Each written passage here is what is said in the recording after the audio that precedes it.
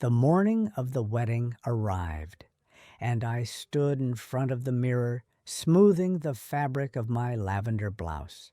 The same blouse I had worn when Tobias was young, the one with the little pearl buttons he used to tug on while sitting on my lap. My fingers grazed the delicate pearls, a gift from him when he was 12, a moment so precious that it felt like it happened only yesterday. I thought about him, my only son, how much I had given up for him. Years of working 2 jobs, making sure he never wanted for anything, even though sometimes I went without. Tobias was my whole world. I had sacrificed my health, my time, my comfort, everything I had, just to make sure he had what he needed. It wasn't just for him. It was because I loved him so deeply, so selflessly. But today felt different. I heard the door creak open, and there he was, Tobias, my son, dressed in a sharp suit, his smile strained, as though he had rehearsed it. His eyes flickered across the room, but never lingered on me. It was as if he didn't even notice the table I had set, the tea I had carefully brewed, the cookies I had baked for him, as I had done every year since he was a child. "Mama," he said, his voice flat, not the warm one I had heard in his younger days. "I think it's better if you don't come to the wedding." The words hit me like a slap. I blinked, unable to process. This couldn't be happening. "What do you mean, Tobias?" I asked, though part of me already knew the answer. "It's just," he shifted uncomfortably, adjusting his collar. "The wedding's going to be very curated. You know, minimalist, clean aesthetic." He glanced at his watch as if checking the time. "It's not about you, but, well, you've been sick, Mama. You know, with the scarf and the coughing, you might make people uncomfortable." I felt my heart contract painfully. It wasn't the first time I had heard my condition used against me, but it was the first time it had come from him, the one I had raised with love, with every ounce of my being. He continued, voice distant, as though this were an afterthought. "We've already made the seating chart, and it's just, well, the look. Kendra and I, we want it to be perfect." Kendra, his fiancée. She stepped into the room behind him, her smile tight and calculated. She didn't even greet me. She just glanced around my modest home, her eyes cold, not even bothering to acknowledge the life that had been lived here, the sacrifices made in every corner of this space. "This is where you live?" she asked, raising an eyebrow as if she had just entered a museum. I stood there, too stunned to speak, my heart sinking into my stomach. Tobias wasn't defending me. He wasn't even trying to soften the blow. It was as if he was just done with me. Kendra glanced at him, her voice colder than the air between us.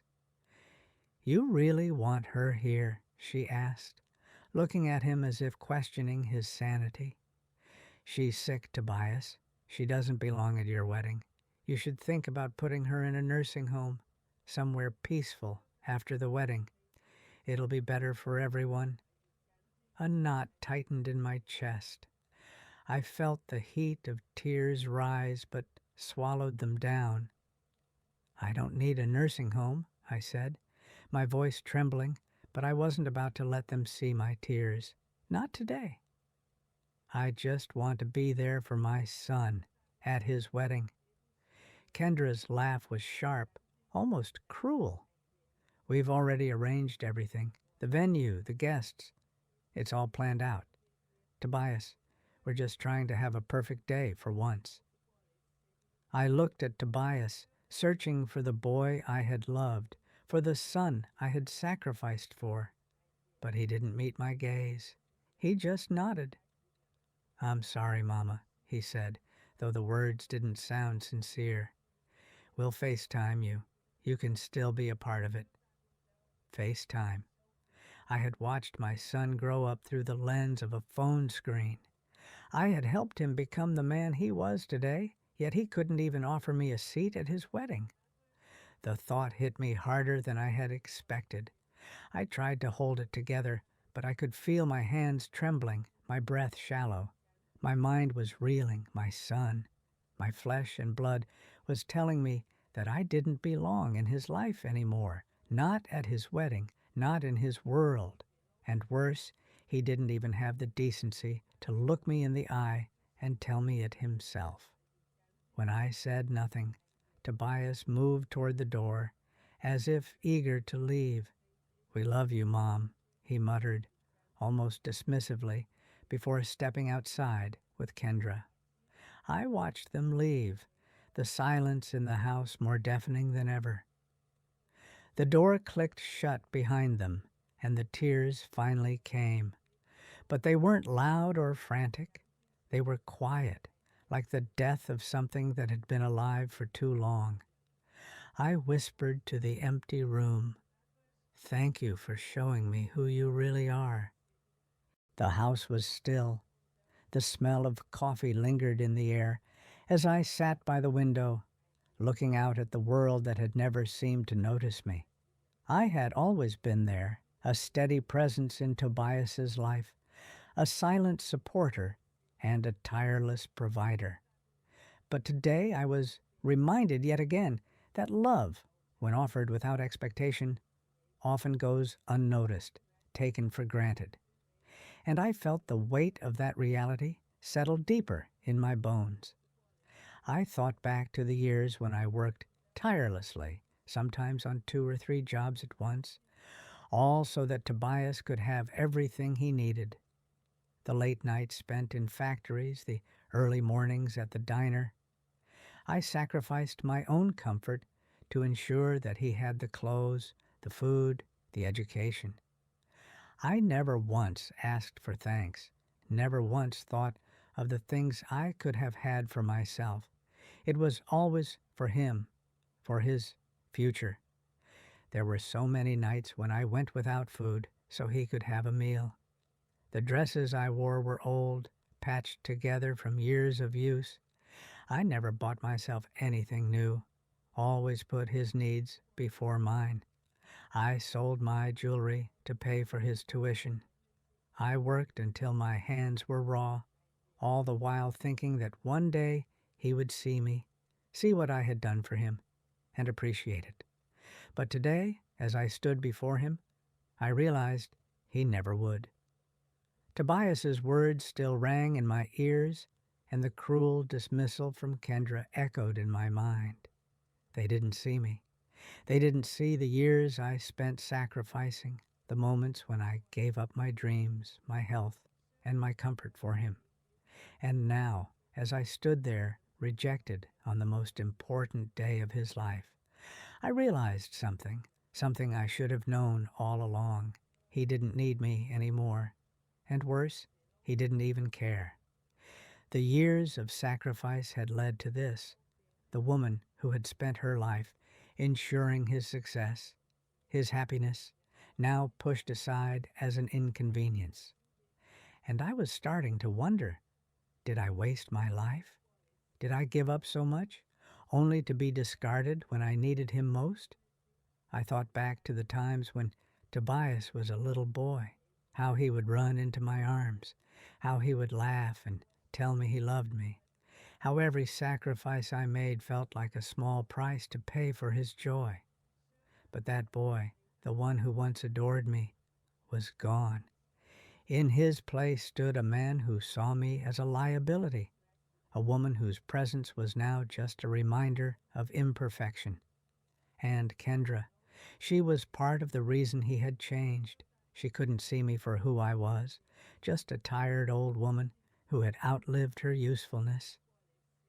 But what did she know? She hadn't spent sleepless nights worrying about him. She hadn't given up her dreams to see him succeed.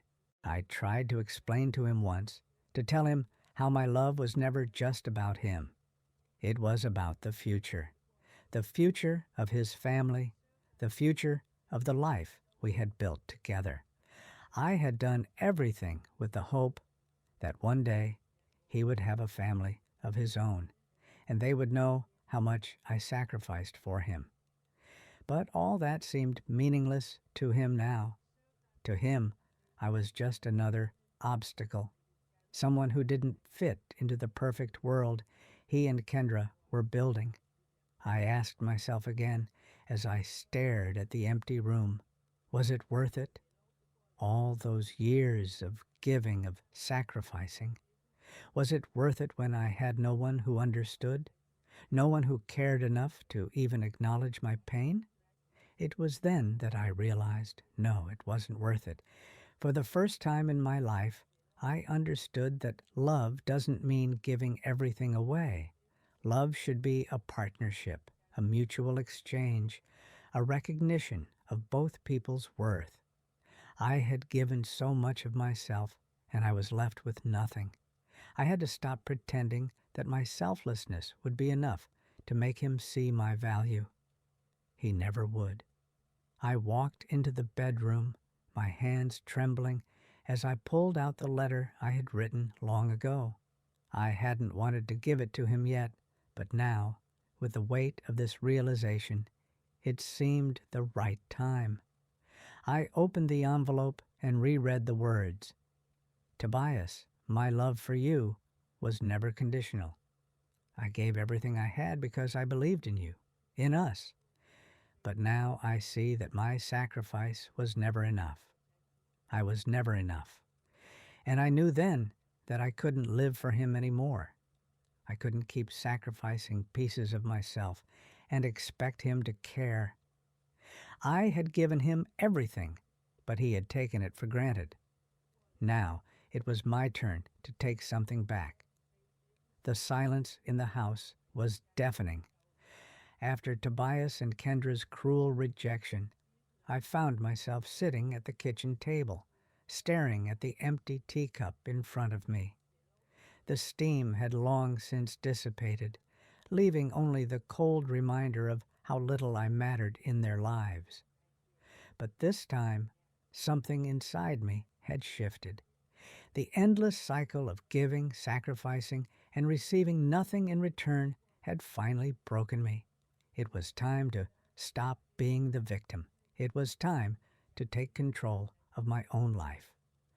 I reached for the old filing cabinet in the corner of the room, the one filled with years of documents I had kept, receipts, bills, and papers I had never truly paid attention to, believing they were just a part of my life. But now they were the key to something bigger, something I had never dared to dream of. As I opened the drawer, the smell of dust and old paper filled the air, mingling with the faint scent of lavender from the blouse I still wore. I pulled out the worn folder labeled Final, My Will. My fingers trembled as I opened it. There, in black ink, were the familiar terms of my life's work, and my son's name at the top as the sole beneficiary. I stared at the words, a cold knot tightening in my chest. Tobias, my only son, the one I had spent my whole life trying to protect and support, the one who, just a few days ago, had thrown me away like a used tissue. All those years of sacrifice, and for what? For him to toss me aside for a woman who would never understand the love that went into raising him. I slammed the folder shut. No more. Tears burned in my eyes, not from sadness, but from a sense of clarity. Tobias thought I had nothing. He thought he could use me, discard me, and still receive everything I had to offer. But he was wrong. I had worked hard, too hard, and now it was time to take back what was mine. I had built something. Wealth, assets, properties. Tobias had no idea. He thought I was just a fragile old woman who couldn't handle her own affairs. He thought wrong. I began making plans, outlining what would happen next. It was time to rewrite my will. Completely. I pulled out the phone and dialed Monique's number. She answered on the second ring. "Lorraine," she said, her voice still thick with sleep. "You okay?" "No, but I will be," I replied, my voice cold and steady. "I need you to come over this afternoon. We need to make some changes." There was a long pause before she spoke again. "Is this about Tobias?" I didn't hesitate. "Yes, I'm going to make sure he understands exactly what he's lost." Monique understood. She had been with me through the years of sacrifice, the silent pain I had endured for Tobias's sake. She knew this was coming. Later that afternoon, Monique arrived, briefcase in hand. She didn't ask questions. She had seen me go through too much to doubt my resolve now. We sat at the table as I dictated the new terms of my will, every word precise, every decision deliberate.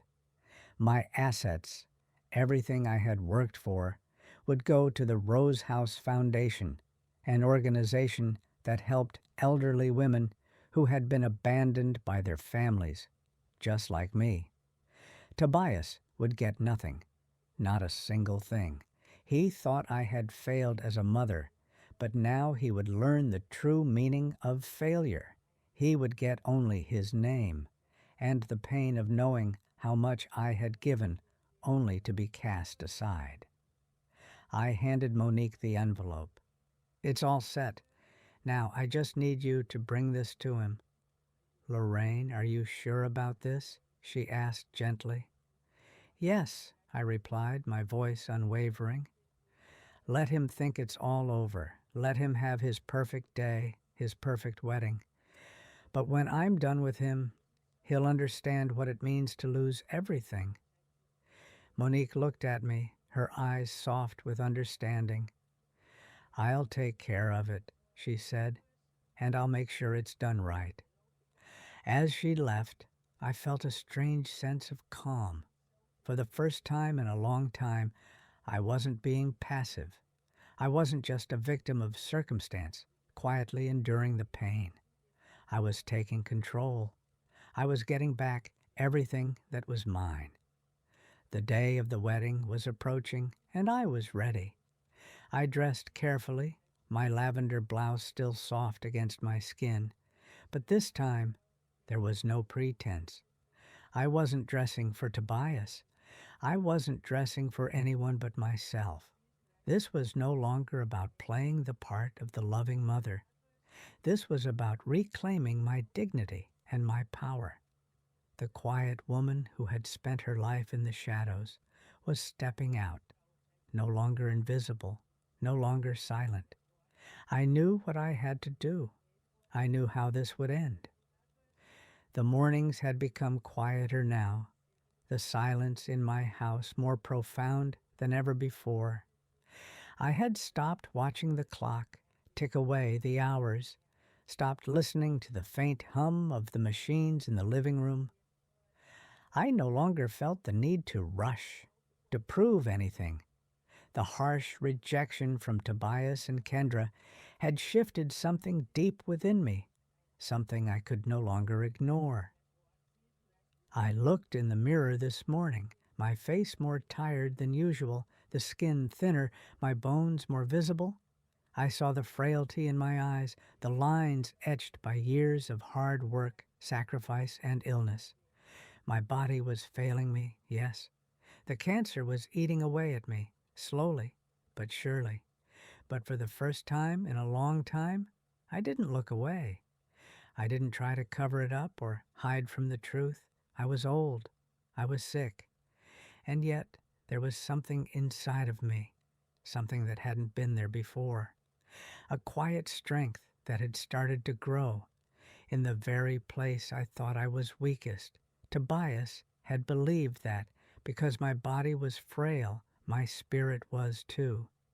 He thought that because I was sick, I would be silent, obedient, and grateful. But he was wrong.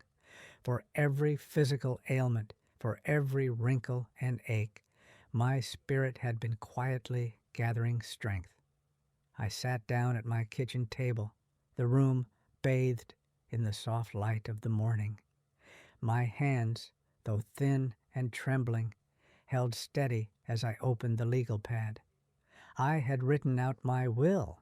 It had been a practical document, something that had given me peace of mind. But now it was time to change it. As I scribbled down the new instructions, I felt an overwhelming sense of calm. I wasn't doing this out of anger, not out of bitterness. No, this was about reclaiming what was mine, about standing tall in a life that had been used against me for far too long. Tobias and Kendra would never understand the sacrifices I had made, but I didn't need their understanding. I had my own. I thought of the days when I had struggled just to put food on the table for him, when I had given him every ounce of love, every ounce of energy, and never once asked for anything in return. I thought of the days when I had sold my jewelry to pay for his tuition, when I had worked through the nights so that he could have a future. And now, as he stood at the threshold of his perfect life, I was discarded. But I was not broken. The cancer? It was not the end. The weakness in my body? It was not what defined me. I was stronger than any illness. I was stronger than the years of sacrifice, stronger than the disappointment that had plagued me for so long. I closed the legal pad, setting my pen down with a finality I hadn't felt in years.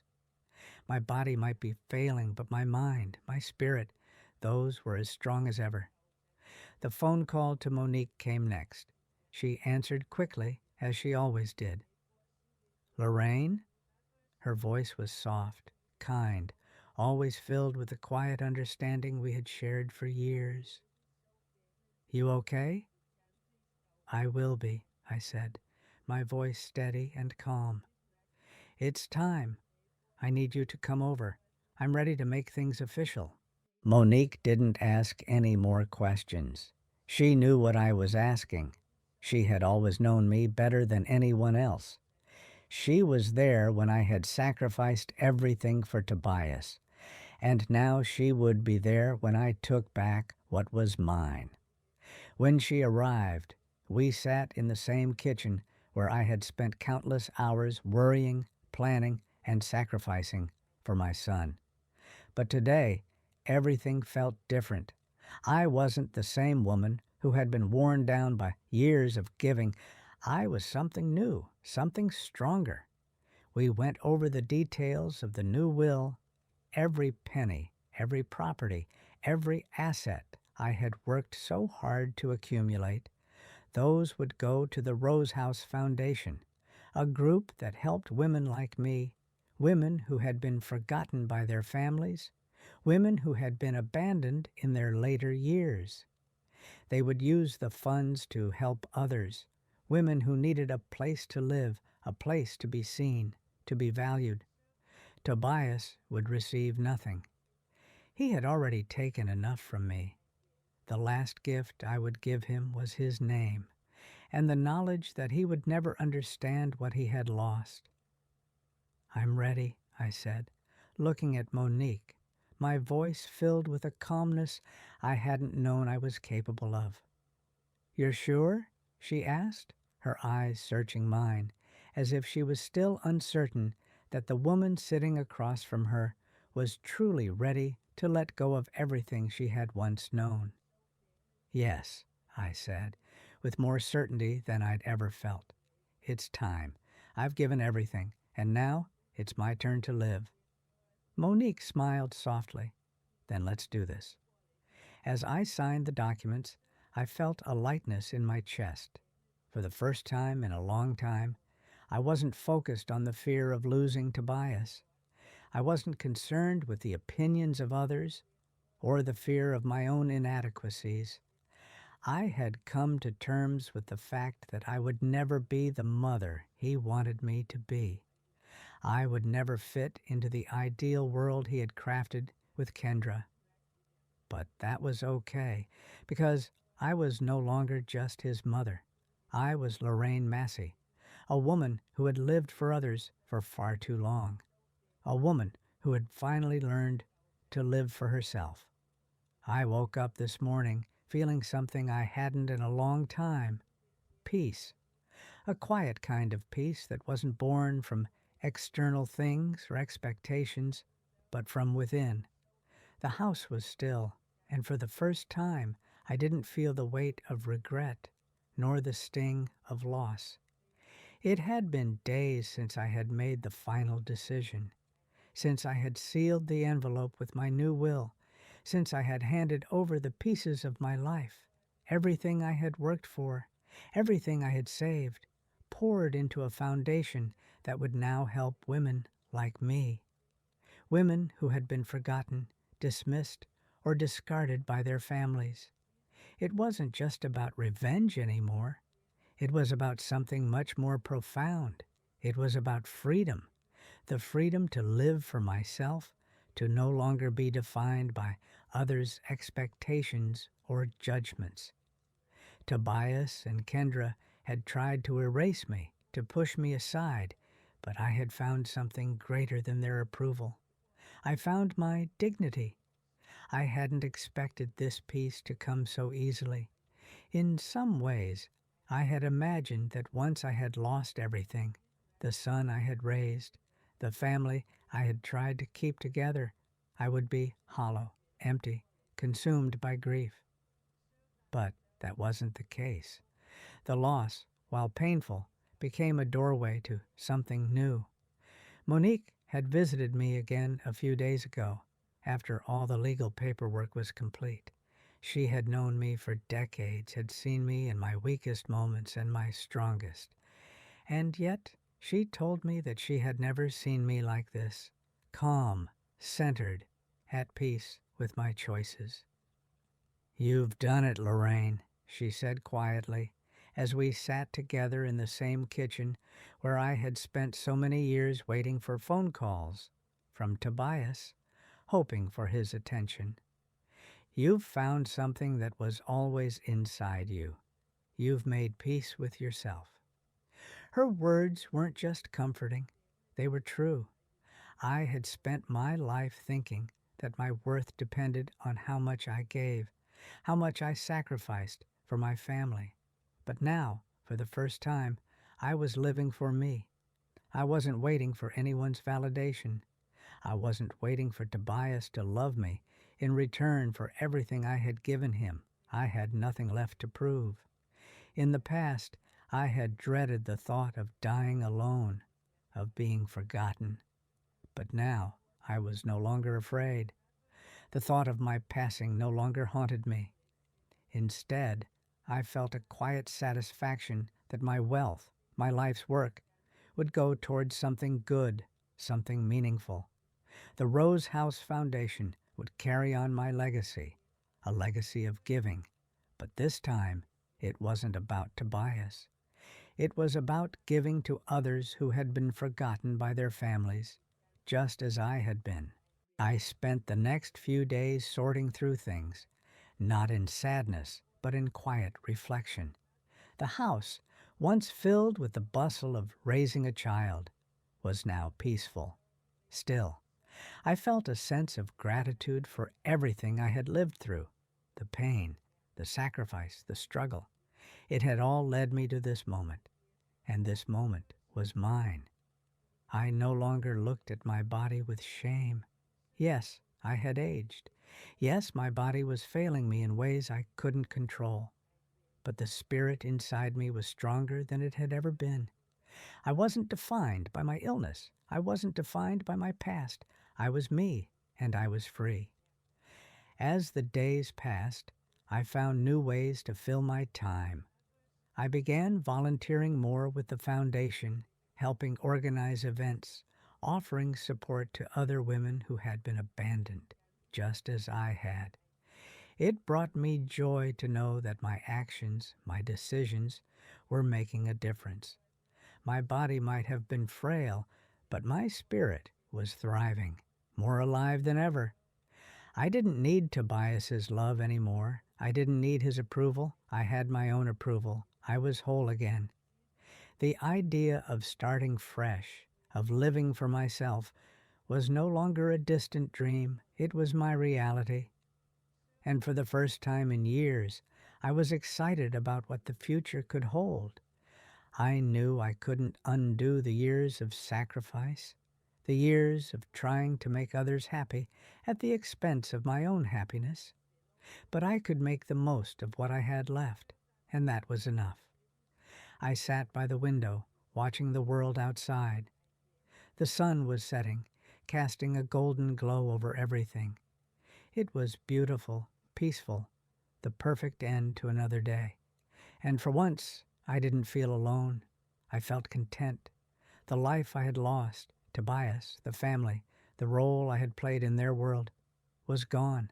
But in its place, I had something far more valuable, my freedom, my dignity, my peace, and that was worth everything. The wedding day came and went, but I wasn't there. I didn't need to be. I had already made my statement.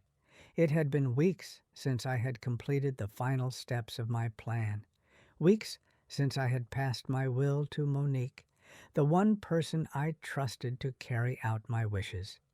She had understood from the start.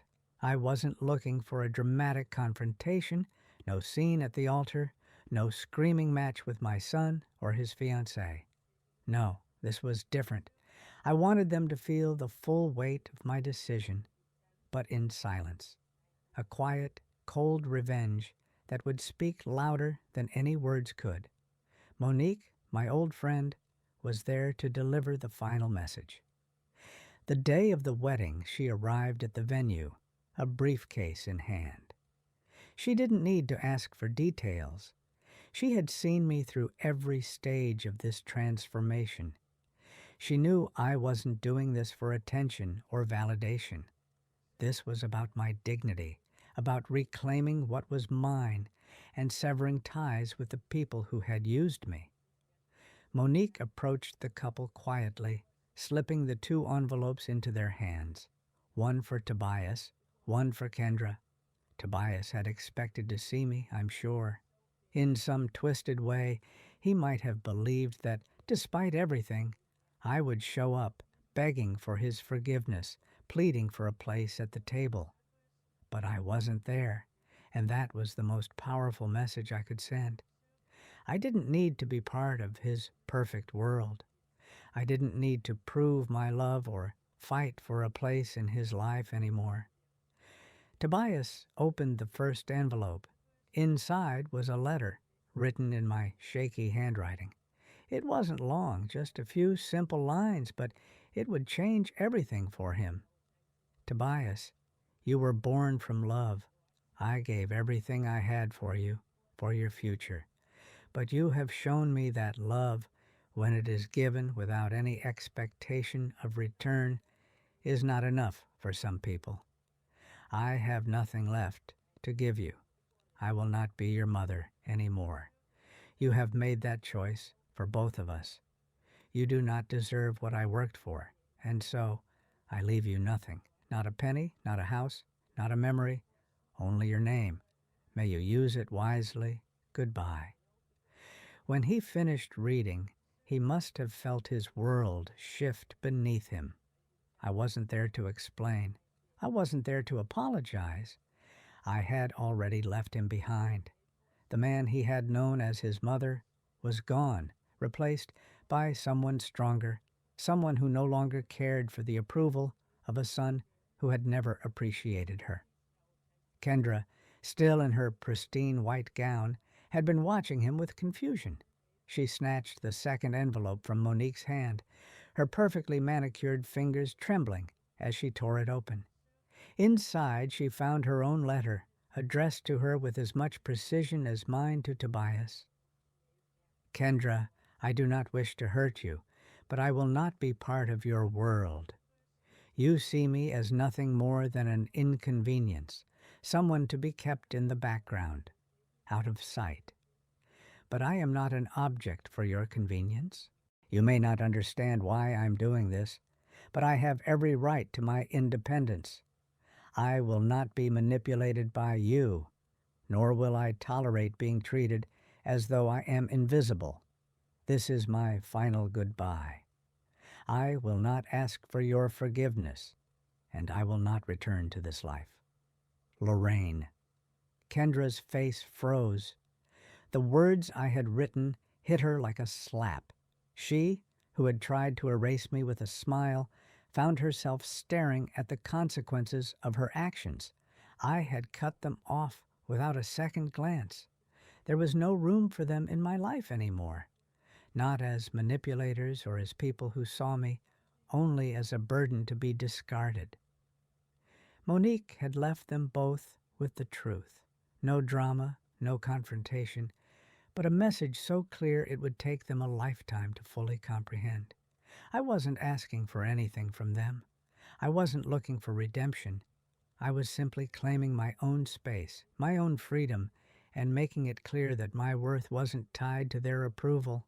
I wasn't there for the vows, for the photos, or for any of the fanfare, and that in itself was a victory. Their perfect wedding was no longer my concern. They were left in the silence of their own making. My absence was my statement, and it would echo long after they had forgotten it. I sat quietly at home, not watching the ceremony from afar, not yearning for any part of it. I didn't need to. I had already taken the last step in this journey. I had severed the ties that once bound me to them, and in doing so, I had freed myself from the roles they had forced me into. The loss was theirs, not mine. The sun rose over the quiet town, casting a warm glow over the cobblestone streets of my new life. I had long since left behind the world that once defined me, the world where I was just a mother, a giver, a silent presence. Here, in this small Spanish village, my name was something new, something my past could never touch. I had chosen to leave everything behind, my old life, my family, my son, and I didn't look back. The decision to cut all ties wasn't born out of anger anymore. No, it had evolved into something deeper, something far more serene. I had shed the weight of my past like an old coat, worn thin by the years of sacrifices I had made. And now I stood tall, not because I had defeated anyone, but because I had finally learned to live for myself.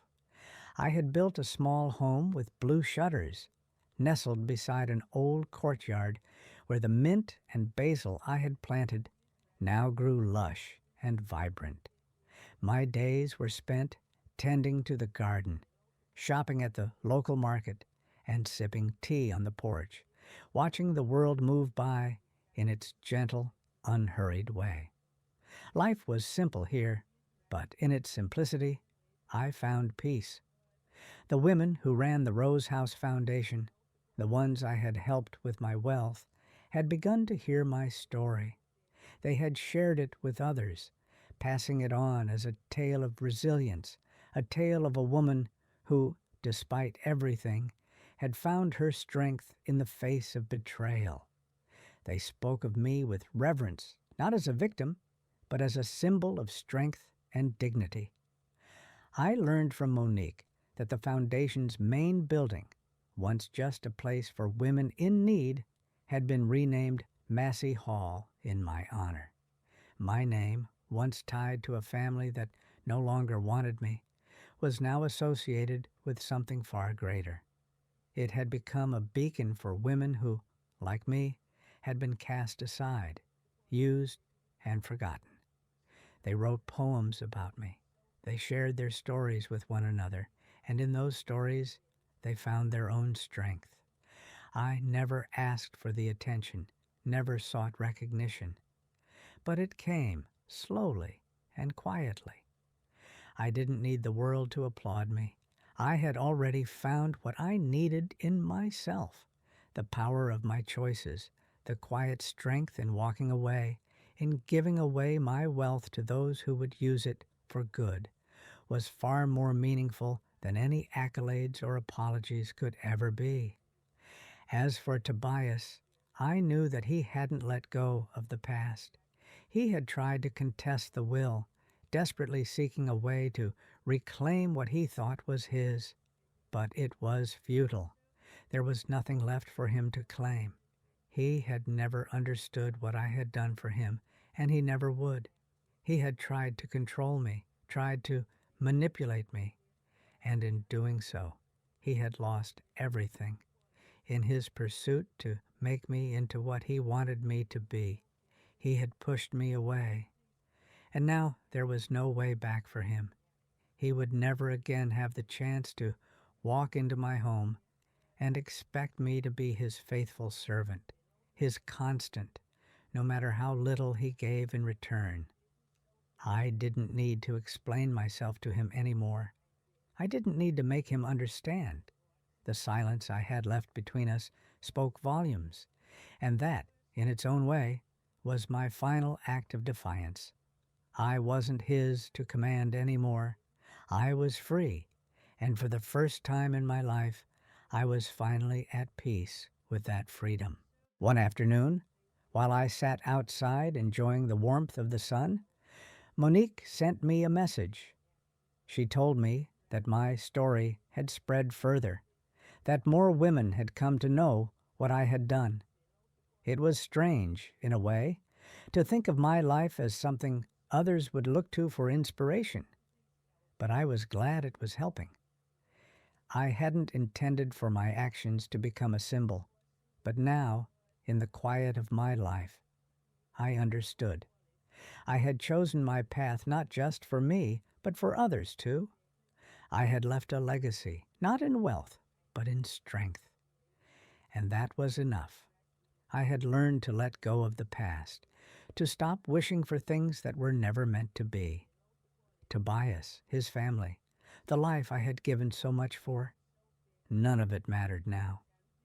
What mattered was the life I had built here in this small town, where I was finally living for myself. My heart was no longer heavy. It was light, filled with the quiet satisfaction of knowing I had done the right thing. I had no regrets. I had no desire for vengeance.